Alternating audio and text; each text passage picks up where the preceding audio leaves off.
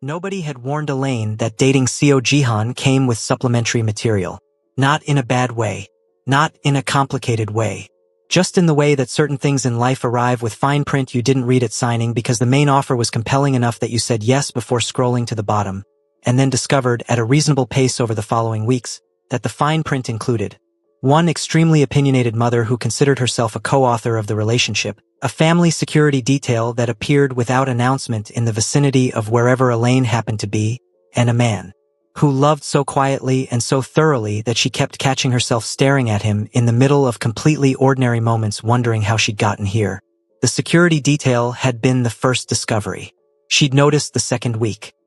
A black car that appeared near her studio building with a frequency that exceeded coincidence. Two men who materialized in the general orbit of wherever she was when Jihan wasn't with her and dematerialized when he was. She'd said nothing for 4 days, cataloging evidence with the patience of someone who believed in confirming a theory before presenting it. Then, on a Tuesday, she'd walked directly to the black car, knocked on the window, and said to the extremely startled man inside, "I know you're not from the parking authority. Tell him I said thank you, but I want an actual conversation about it." Jihan had called within 7 minutes. "You weren't supposed to notice," he said. "I notice everything. I'm a makeup artist. Noticing is my job." She was walking back to her studio, phone pressed to her ear, and she could hear in the quality of his silence that he was working out how to explain himself. "Jihan, there was a situation," he said carefully, "connected to the family's business interests. It's been managed. But for a few weeks I wanted..." He paused. "I wanted to make sure." She walked half a block in silence. "Next time," she said. "Tell me first." "Yes." No argument. No negotiation. Just yes. "And Jihan, the one in the gray jacket needs better shoes for surveillance." I clocked him immediately. A pause, and then that laugh, the full one that changed his face. "I'll pass it on." "Good." She smiled at her own reflection in a shop window. "I'll see you tonight." The second discovery had been the extended family. Jihan had one sibling, a younger sister named Seo Jisoo, 28, who worked in the foundation's communications department and had her mother's eyes and approximately 3 times her mother's energy, which was saying something genuinely alarming. Jisoo had found out about Elaine through the family's internal intelligence network, which appeared to operate faster and more efficiently than most government agencies, and had appeared at the foundation offices one afternoon with the energy of someone arriving at an event they'd bought tickets to months ago. She had looked at Elaine for approximately 2 seconds and said, in English, "Oh, thank God. We needed someone like you." Elaine had looked at her. "I'm sorry. You have presence." Jisoo had gestured at her vaguely. "The last woman my brother dated for more than a month had the energy of a waiting room. Very beautiful. Zero atmospheric contribution." She dropped into a chair with the comfortable authority of someone who went wherever she wanted. "What foundation is that? Your skin is insane." "Jisoo," Jihan had said, from the doorway, with the particular tone of a sibling who had spent a lifetime managing this. "I'm complimenting her. You're cataloging her. Those are the same thing to me and you know it." Elaine had looked between them, the controlled older brother and the chaotic younger sister, and felt something warm and familiar move through her, because she understood siblings. She had 2 of her own back in New York who operated on a very similar axis of love expressed as interference. "The foundation is custom," she'd told Jisoo. "I mix it myself. I can show you the formula." Jisoo had turned to her brother with an expression that said I'm keeping her as plainly as if she'd said it out loud. Jihan had looked at Elaine with the quiet, helpless affection of a man watching 2 forces of nature identify each other. That had been the beginning of Jisoo, which meant the beginning of having someone text her at 7 a.m. with outfit opinions. Someone who appeared at her studio with snacks and unsolicited information about Jihan's past that was invariably hilarious, and someone who had very openly begun referring to her, in group family messages that Elaine was not yet in but Jisoo read aloud for her benefit, as a older sister. Elaine had told herself that didn't do anything to her chest. She was lying. And then there was Yeonhee. Seo Yeonhee, in the weeks following the exhibition opening, had entered what Elaine could only describe as her victory lap. She had achieved the thing she had set out to achieve, and she was inhabiting the success of it with the full-bodied satisfaction of an artist reviewing their finest work. She called Elaine independently of Jihan. Not often, but regularly. About things that ranged from genuinely reasonable to absolutely not reasonable. Asking Elaine's opinion on the Foundation's next exhibition concept, because she valued her perspective. Less reasonable. Texting Elaine a photograph of Jihan at age 7 in a tiny suit at a family event with the caption, "He has always had excellent posture. I thought you should know." Not reasonable at all. The Tuesday morning she had appeared at Elaine's studio. Not called. Appeared. In person. In a beautiful camel wool coat. With a silk-wrapped box that turned out to contain a jade bracelet that had belonged to Yeonhee's own mother. Elaine had stared at it. "It's too early for this," she'd said. "It's 10:45. That's not what I meant." Yeonhee had sat down across from her with the unhurried ease of someone who had decided this was a conversation and was prepared to wait it out. "I know what you meant." Her voice was gentler than usual. "I'm not trying to rush you or pressure you." A small pause. "I just wanted you to have it. Because when I saw you in that lobby, I thought, that woman has the kind of presence that doesn't diminish other people. She makes the room bigger." She folded her hands. "My son needs someone who makes the room bigger. He always has." Elaine looked at the bracelet for a long moment. Then she looked at Yeonhee. "You're doing the thing," she said. "What thing?"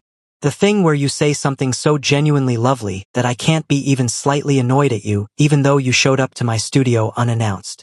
Yeonhee smiled, slow and satisfied. "I don't know what you mean. I'm very straightforward. You are the least straightforward woman I have ever met. And yet here you are." She gestured gently at the bracelet. "Consider it. No timeline." She stood, smoothed her coat, and pressed a kiss to Elaine's cheek with the easy affection of someone who had decided this was already family and was simply waiting for the paperwork to catch up. She was at the door when Elaine said, "Yeonhee." She turned. "Thank you," Elaine said, "for the lobby." Yeonhee's smile was the most genuine thing Elaine had ever seen on a human face. "Oh, darling," she said. "That was entirely fate. I just helped it along." She left. Elaine looked at the bracelet for a long time. Then she put it on. That evening, Jihan arrived at her apartment. They had graduated to easy evenings in each other's spaces, cooking together or reading in comfortable silence or watching something neither of them paid full attention to because the conversation was better, and stopped when he saw her wrist. His eyes went to her face. "She came by the studio," Elaine said. "I didn't know she was going to do that." "I know. That's the only reason I'm not staging an intervention." She looked down at the bracelet. "It was your grandmother's." "Yes." His voice was careful, soft. She looked at him. "Jihan, what are we doing?" He crossed the room slowly, with the unhurried certainty that was so essentially him, and sat beside her on the sofa, close enough that their arms touched. He looked at the bracelet on her wrist. "I think," he said quietly, "that we're doing the thing where two people who are very good at being alone figure out that being together is better." He paused. "At least, that's what I'm doing." She looked at him for a long moment. Then she leaned her head against his shoulder. "Okay," she said. That he pressed his lips to the top of her head, soft and certain. Outside, Seoul glittered on, entirely unbothered. It was Jisoo who suggested Elaine come to the family holiday gathering.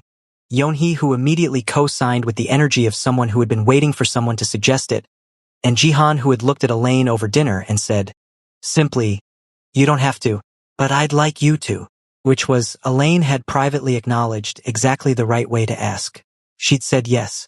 She had then called Priya and said, "I said yes to the family holiday thing," and Priya had screamed for a continuous 4 seconds before composing herself enough to say, "What do you wear to a billionaire mafia family holiday?" They're not. Elaine had started. "Elaine, it's the CO family. It's absolutely both of those things." She had, after considerable deliberation that she refused to call deliberation, worn a deep burgundy off-shoulder dress in heavy silk crepe.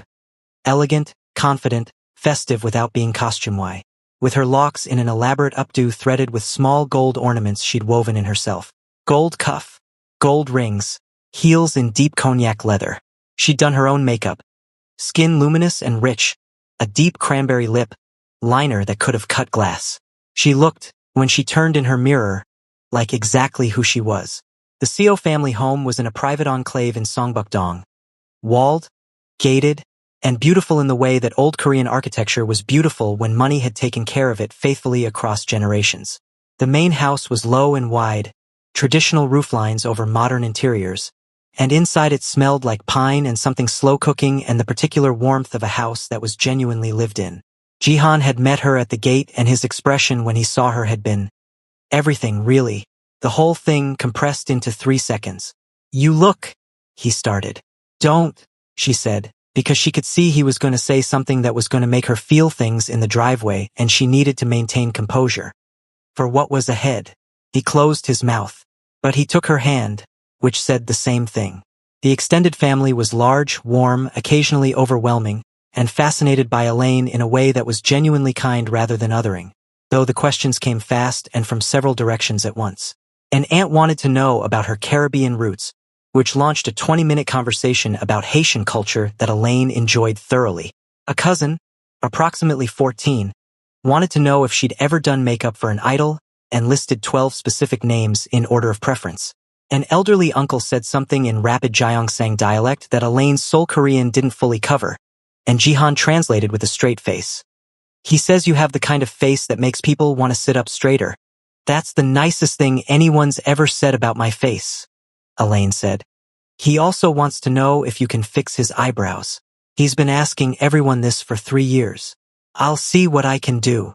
The uncle, who had been watching their exchange with the focused attention of someone following subtitles, apparently caught enough to beam at Elaine with complete delight. Yeonhee, naturally, was in her element. She moved through her own home like a conductor through an orchestra. Everything timed, everything placed, everything appearing exactly when it should. She had positioned Elaine next to Jihan at the dinner table in a way that managed to look accidental, ensured Elaine's food preferences were accommodated without making it a production, and steered conversations with the light, invisible hand of someone who had been managing social dynamics as a professional sport for decades. But it was after dinner, when the gathering had relaxed into smaller groups and softer conversations, that Yeonhee had cornered Elaine in the kitchen under the guise of helping with tea. "So," she said, filling the kettle with serene industry. "So," Elaine said, "you fit here." Elaine looked at her. "Yeonhee, I'm not doing anything. I'm making tea." The kettle went on. "I'm simply observing that you fit. The uncle loves you. Jisoo is already texting her friends about you. And my son," she arranged cups on a tray with great precision, "has smiled more tonight than he did the entire last quarter." "You track his smiles by quarter?" "I'm his mother. I track everything." She looked up. "He's happy, Elaine. Actually happy. Not performing happy, actually." She held Elaine's gaze. "You did that." Elaine looked at her teacup. "He did that," she said. "I just stopped moving away." Yeonhee smiled, slow and certain. "Yes," she said. "That's usually all it takes." From the living room, they could hear Jisoo laughing at something, the big, unguarded laugh she had, and then Jihan's lower voice, and then the uncle saying something that produced a wave of family laughter. Elaine listened to it, felt it, let herself feel it without immediately cataloging reasons to be careful. "The tea," she said. "Yes," Yeonhee agreed. "The tea." They carried it out together, and Elaine did not examine too closely how natural that felt. Later, in the car going home, Jihan drove and Elaine sat with her heels off and her feet tucked under her, and the city moving past the windows in its familiar glitter. "The uncle's eyebrows," she said. Tell him to come by the studio. I'll sort them out."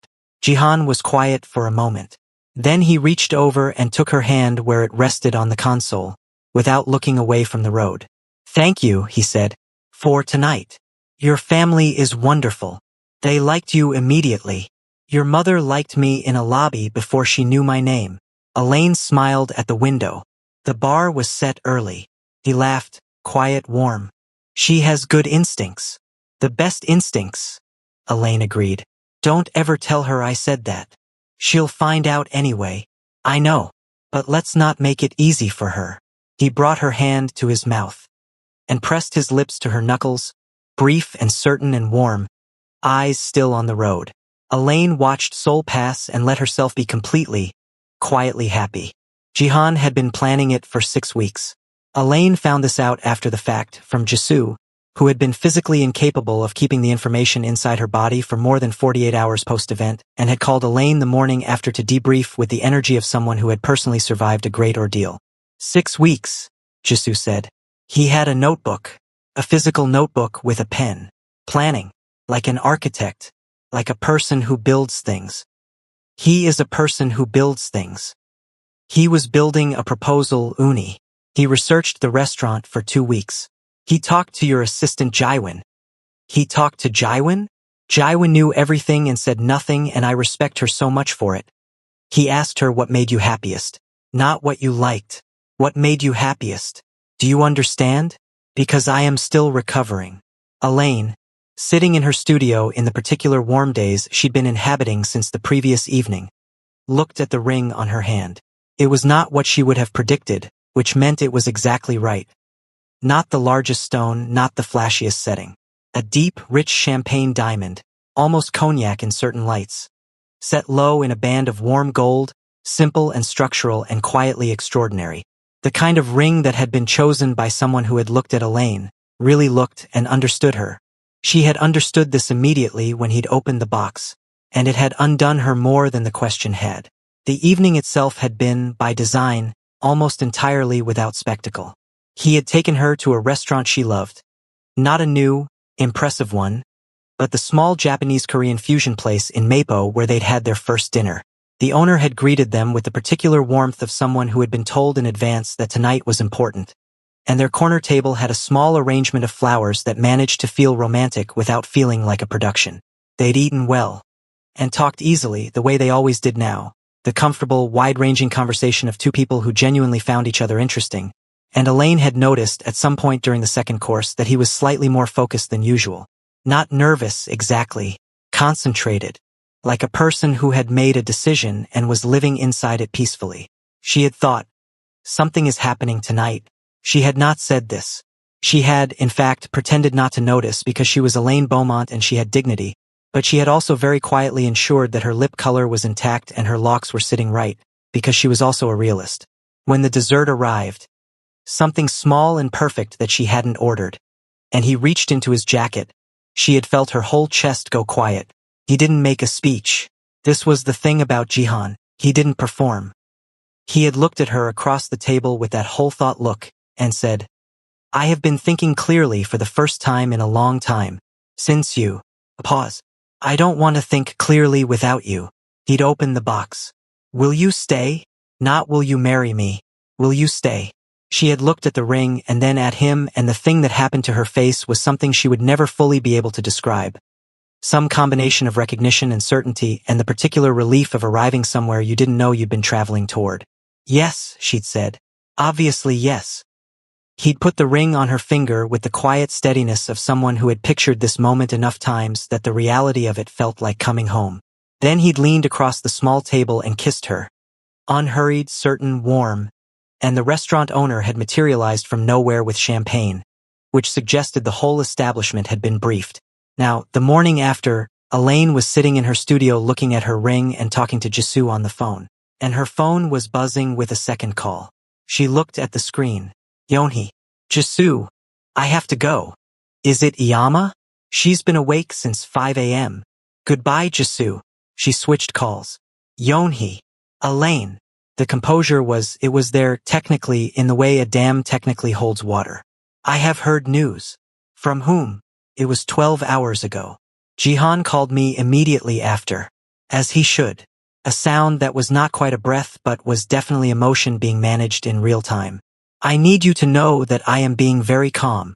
You sound very calm. I am extremely calm. Pause. I just need to say one thing. Go ahead. I knew. A beat. I knew in the lobby. I saw you and I knew. I want that acknowledged. Elaine laughed. Genuinely. From deep in her chest. You knew in the lobby, Yeonhee. Thank you. The dam held. Barely. I'm going to cry now and I'd prefer to do it privately, so I'll call you later. Okay. You're going to be the most beautiful bride Seoul has ever seen. Yeonhee. I already have thoughts about the flowers. Of course you do. Peonies. Non-negotiable. We can discuss the rest. Goodbye, Yeonhee. Goodbye, my future daughter. The last two words landed with the particular weight of something Yeon-hee had been waiting a long time to say. Welcome to the family. Officially. Elaine held the phone for a moment after the call ended. Looked at her ring. Felt the word family settle into her chest and stay there. The drama arrived because it always arrives, in the form of a woman named Shin Yuri. Yuri was someone from Jihan's past. Not a serious relationship, not a significant one, but the kind of person who had made a private calculation years ago that Jihan was a future worth keeping adjacent to, and had been quietly maintaining that adjacency ever since. She was elegant, strategic, and operated with the particular precision of someone who understood that timing was everything. Her timing, in this case, was a charity gala 3 weeks after the engagement, where she materialized at Jihan's elbow with the practiced ease of someone who had identified the narrow window between him greeting an associate and returning to Elaine, and had stepped into it. Elaine, returning from a conversation with one of the foundation's board members, saw her from across the room. She took in the scene. Yuri's hand briefly on Jihan's arm, his polite, closed expression, the particular body language of someone enduring rather than enjoying, and made a decision. She crossed the room, not fast, not dramatically, with the unhurried, measured pace of a woman who had no reason to rush because the outcome was not in question. She arrived at Jihan's side and he turned to her immediately, the relief in his eyes barely visible but entirely there, and she slid her hand into his with the easy intimacy of something long established, letting her ring catch the light in a way that was not, technically, deliberate.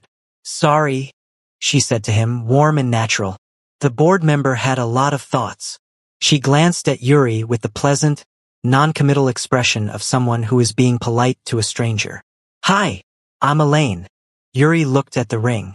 Something moved through her expression, very fast, very controlled. But there. Shin Yuri. Congratulations. I heard the news. Thank you, Elaine said, with a warmth so genuine it was almost cruel. There was a beat of silence that contained several entire conversations. Then Yuri excused herself with perfect grace, and Elaine watched her go with a pleasant expression that didn't shift until she'd cleared the immediate vicinity. Jihan looked at her. You weren't worried, he said. It was not a question. No, she said simply. He brought her hand to his lips, looking at her over it. Good. Though, she added, if she materializes at my elbow at any point in this evening, I will find your mother, and your mother will handle it in a way that cannot be traced back to either of us. Jihan looked across the room to where Yeon-hee was holding court with 3 board members, silver hair immaculate, expression serene and watchful. She's already watching, he said. Elaine followed his gaze. Yeon-hee, from across the room, caught her eye, raised her champagne glass 1 precise centimeter. Message received, message sent. Elaine smiled. Seo Yeon-hee had, over the course of 7 months of wedding planning, opinions. This was not surprising. What was surprising to Elaine initially before she recalibrated was that approximately 60% of Yeon-hee's opinions were excellent, and the remaining 40% were negotiable, and she accepted being negotiated with far more gracefully than Elaine had anticipated, because Yeon-hee was, above everything, a woman who respected competence. And Elaine was extraordinarily competent.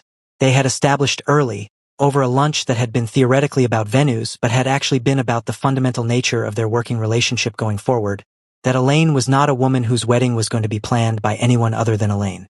She'd said this with warmth and absolute clarity, and Yeon-hee had looked at her for a long moment and then said, Good. I was worried you'd let me run everything. That would have been bad for both of us. And then they'd become, in the way of 2 strong women who have successfully negotiated mutual respect, something that functioned very much like genuine collaborators. Yeon-hee got the peonies. She had been right about the peonies. Elaine got the color palette, cream and warm gold, and the deep rich burgundy she loved, threaded through flowers and fabric and detail in a way that felt like her without being a statement about itself. Jisoo got to be maid of honor, which she received with the energy of someone who had been training for this role since birth and was ready to perform at the highest level. Priya, flying in from London, got to be the second bridesmaid and best friend witness and the person who cried earliest and most thoroughly at every event in the entire wedding weekend. Jihan's best man was his closest friend from university, a quietly funny architect named Choi Dong-hyun who had delivered a speech at the rehearsal dinner that had produced the table's first genuine cry laugh of the evening, and who Priya had described afterwards as very interesting in a tone that suggested she would be processing this observation privately. The wedding was on a Saturday in late spring. The venue was a restored traditional estate in the hills above the city, private, beautiful, and belonging to the Seo family's holdings in the way that things belonging to the Seo family tended to be, effortless and extraordinary. The ceremony would happen in the garden, where the peonies were blooming with a lavishness that Yeonhee accepted as her personal due. Elaine did her own makeup because of course she did. She had been up since 5, not from nerves but from the particular energy of a day you've been building toward, the need to move, to do, to make things exactly right. She'd sat at her mirror for 90 minutes in the morning quiet of the bridal suite and worked the way she always worked, with focus and intention and the knowledge that this face, today, was the most important face she'd ever done. She kept it true to herself. Deep, luminous skin. A liner so precise it could have been architectural. A lip in deep berry rose, romantic without being sweet. Lashes that were everything. Eyes that were simply her at her fullest. When she was done, Priya had looked at her from the sofa where she'd been watching with escalating emotional distress and said, in a very small voice, "I cannot do this. I cannot emotionally survive today. You're going to be fine. You look like you were painted. That's the goal. By someone who loved you." Elaine looked at herself in the mirror. "I painted myself," she said, but she was smiling. The dress. She had found it on her third search, not through the obvious channels, not through a designer referral, but through a tiny atelier in Paris whose work she'd admired for years. It was a strapless column in the richest ivory cream silk, fitted through the body with the clean precision of something architectural, with a dramatic open back, and a train that was long enough to make a statement and not so long that it required management. The detail work along the back was hand-embroidered in gold thread, subtle, extraordinary, visible only up close, which was the best kind of detail. She wore Yeonhee's jade bracelet. She wore her locks loose and crowned, an elaborate arrangement that Jisoo's stylist friend had spent 3 hours creating, locks pinned and woven and threaded with small gold pieces and tiny ivory blooms, the effect somewhere between bridal crown and art installation. She looked, when Priya helped her into the dress and they both turned to the full-length mirror, like the final word in a sentence that had been building for 32 years. Priya had to leave the room to compose herself. The garden was full and still and warm with late spring light when the music changed. Elaine walked without being given away.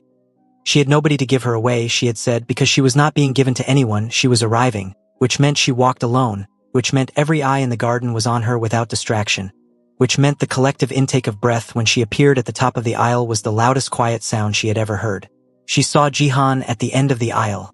She had thought, in the planning stages, that she would keep her composure completely. She was a professional.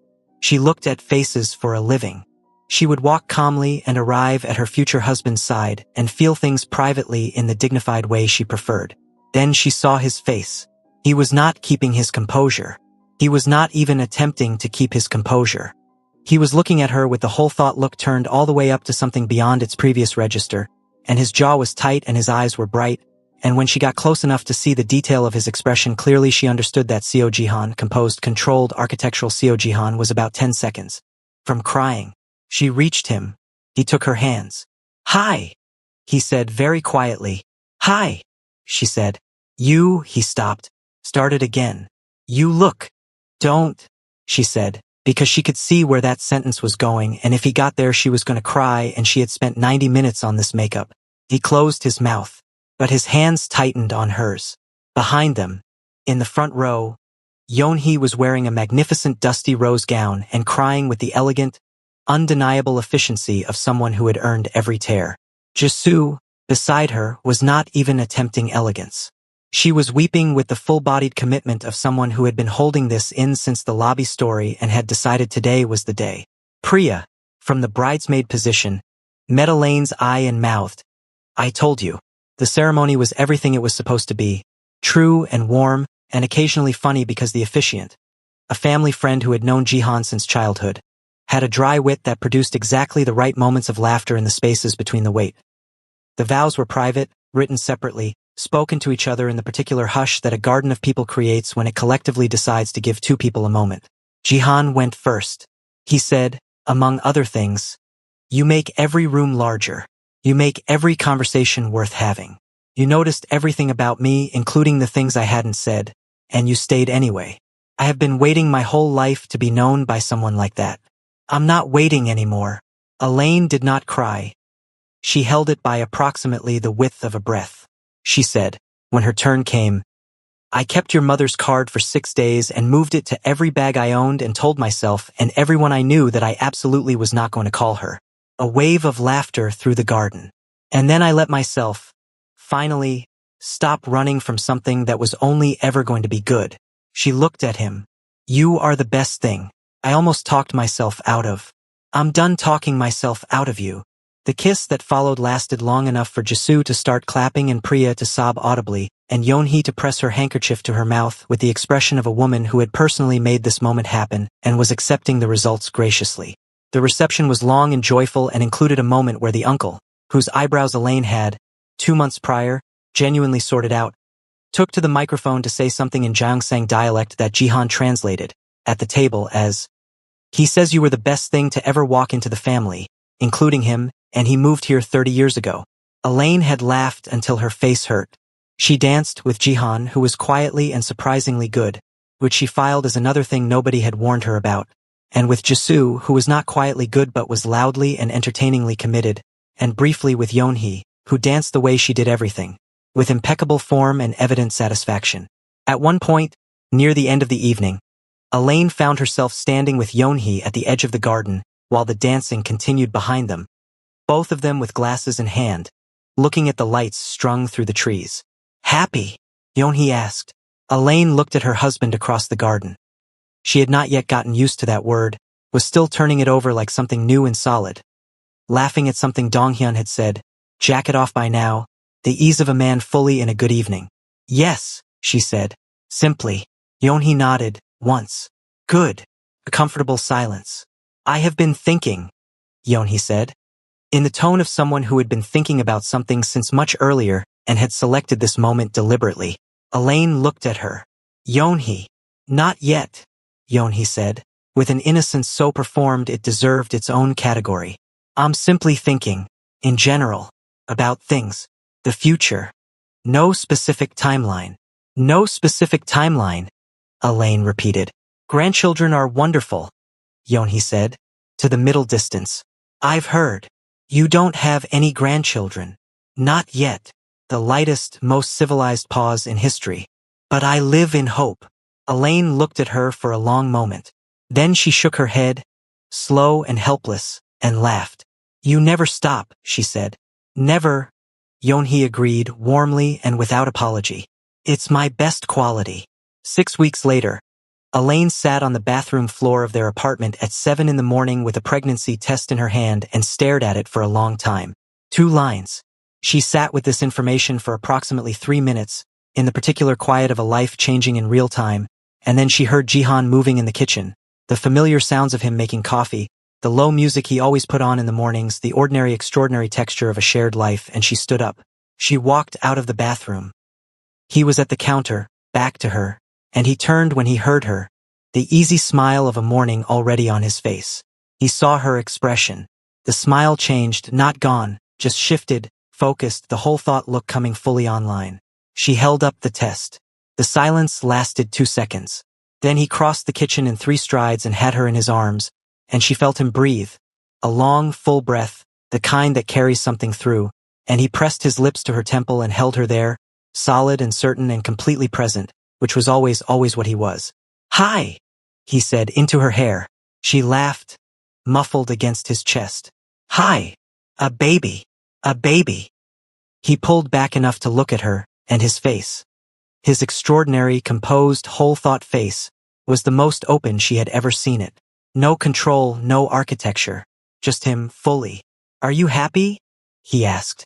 She looked at him, at this man who had rearranged rooms and texted at 9:15 p.m., and held her hand in the Seoul streetlight and said, will you stay in the best restaurant in the world? Completely, she said. He kissed her, warm and long and certain. Yeonhee found out 4 days later, via a phone call from Elaine, who had decided to call her directly because she had earned it. The sound that came from the other end of the phone was not describable in conventional terms. It was dignified and then it was not. It was composed and then it absolutely wasn't. It was the sound of a woman who had stood in a lobby 18 months ago and seen something and decided to trust what she saw, arriving at the proof that she had been right. I knew, Yeonhee said, when she had reassembled herself. I want it on record. It's on record. That I knew. From the lobby. I said it then and I am saying it now. You said it then and you were right. A sound. The dignified version of a squeal. A grandmother, she said to herself as much as to Elaine. I'm going to be a grandmother. You're going to be a grandmother, Elaine confirmed. I have thoughts about nursery color palettes. Of course you do. Sage green. Non-negotiable. We can discuss the rest. Elaine closed her eyes and smiled. Goodbye, Yeonhee. Goodbye, my daughter. The word had fully settled by now, worn in and certain. Tell my son to call me. He's right here. He's been listening to this entire call. A pause. Jihan, from the sofa, winced in the way of a man who had been caught but had no regrets about why. Outside their windows, Seoul moved through its morning, bright and fast and entirely itself. And inside their apartment, the future had already begun.